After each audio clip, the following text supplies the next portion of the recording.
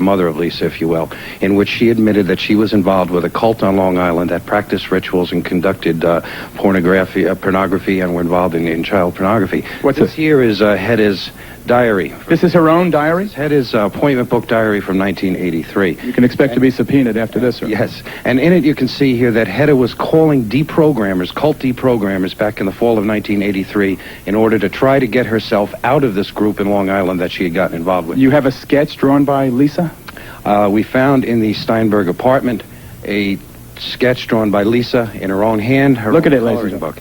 That's drawn by Lisa Steinberg with the satanic pentagram on it and with the descending crescent moon above it.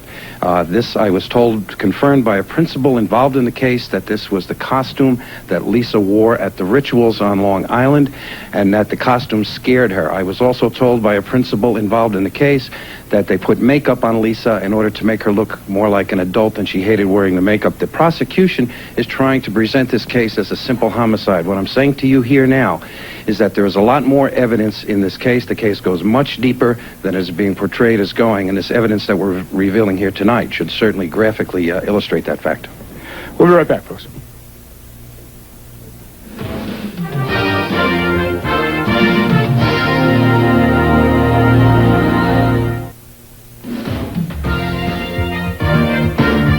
Berkowitz, Lucas, Ramirez, and Manson are the all-stars in the halls of infamy. But the vast majority of these ritual murders are not the work of the celebrated psychopaths. There are literally hundreds of cases most of us have never heard of. The Geraldo Rivera Special, Devil Worship, will continue. Reminder, this program deals with devil worship and satanic beliefs. It contains explicit scenes and descriptions of violent crimes and rituals. Because of the program's theme and controversial subject matter, parental discretion should be exercised. The Geraldo Rivera Special, Devil Worship. Exposing Satan's underground continues. Welcome back. The subject is Satanism, and I've been asked repeatedly where the idea to do it came from. Well, it goes back to someone that I interviewed for our special last spring on murder and the frightening fascination verging on adoration that so many people felt for this person. A murderer who would have us believe that he is the incarnation of the devil. Here's Charles Manson. Okay, I killed everybody since day one. I've murdered them all. I'm God and I've killed everybody. Or the devil. Oh, the devil, yeah, you could use the word devil or demons or whatever you want to call it. Mostly the devil in your world, eh? Well, okay, I'll play. There's no game I can't play. There's no game I haven't played. You are the devil here. Okay, I'll be the devil then.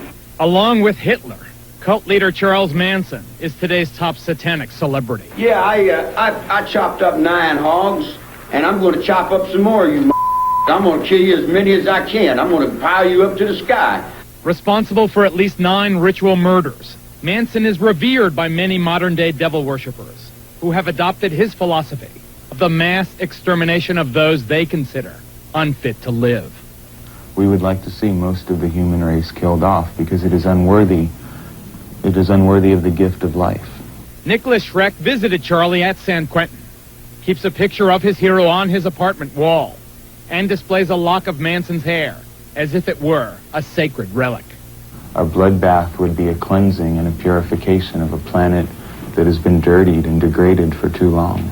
David Berkowitz, the son of Sam, was also a Satanist, the serial killer who terrorized New York while murdering 5 young women and seriously wounding at least 6 others. Berkowitz was deeply involved in bizarre rituals. So was Henry Lee Lucas, who told police he murdered his girlfriend, his mother, and others across the country, all for a satanic cult. Why do they want to kill people? He's supposed to be for the reincarnation of the devil. And when a series of ritualistic rapes and murders hit Southern California, it should have come as no surprise that Richard Ramirez, the alleged Night Stalker, worshipped the devil. Hail Satan. Hail Satan. Hail Satan. Hail a belief system that exalts sadistic murder, torture, ritualistic suicide, and racial purity. This has historically been a sacred day. A day of purification. A day of hell and fury. We mourn not its victims. We honor its victors. In closing, I would remind those here that murder is the predator's prerogative, and there is no birth without blood. Berkowitz, Lucas, Ramirez, and Manson are the all-stars in the halls of infamy. But the vast majority of these ritual murders are not the work of the celebrated psychopaths.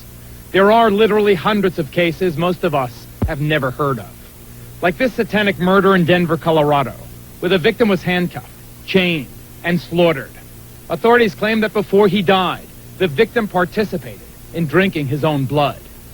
Or this diabolical example in the city by the bay. Here in a rundown San Francisco neighborhood far from the tourist attractions and the Golden Gate Bridge, a satanic cult committed crimes of incredible brutality. This is the story of that cult and of its leader, a devil-worshipping murderer named Clifford St. Joseph. The body was tucked underneath the front wheels on the curb side, wrapped in yellow blankets and tied with guitar string. What was the condition of the body when you found it? It had a number of unusual wounds on it. One of the most unusual things was a design carved into the chest of the individual. And once we examined it more closely, it was an upside-down pentagram. The Devil's Pentagram, the inverted five-pointed star found on the unidentified corpse of St. Joseph's victim, is apparently the principal signature of Satanists. Like a recurring nightmare, it shows up at crime scenes and in their graffiti everywhere. At St. Joseph's apartment, where this grisly murder was committed, I talked to Ed, a fringe member of the cult, and the state star witness. What was going on in this apartment? They asked me if I had ever thought about killing somebody just to watch them die, and they asked me if I would like to join a satanic cult. Ritual crime was apparently a regular occurrence at this apartment. In this case of torture and murder, the victim has never been identified. For purposes of this case, he was called John Doe number 60. The first cut would be to the lips. That sealed the person's mouth for all eternity. They also poured wax, I guess, in the eyes, and that sealed their eyes for all eternity. They did much more to John Doe number 60, but we'll spare you the details. Caught and convicted of murder, kidnapping, and ritual abuse, St. Joseph and another cult member are currently serving long prison sentences.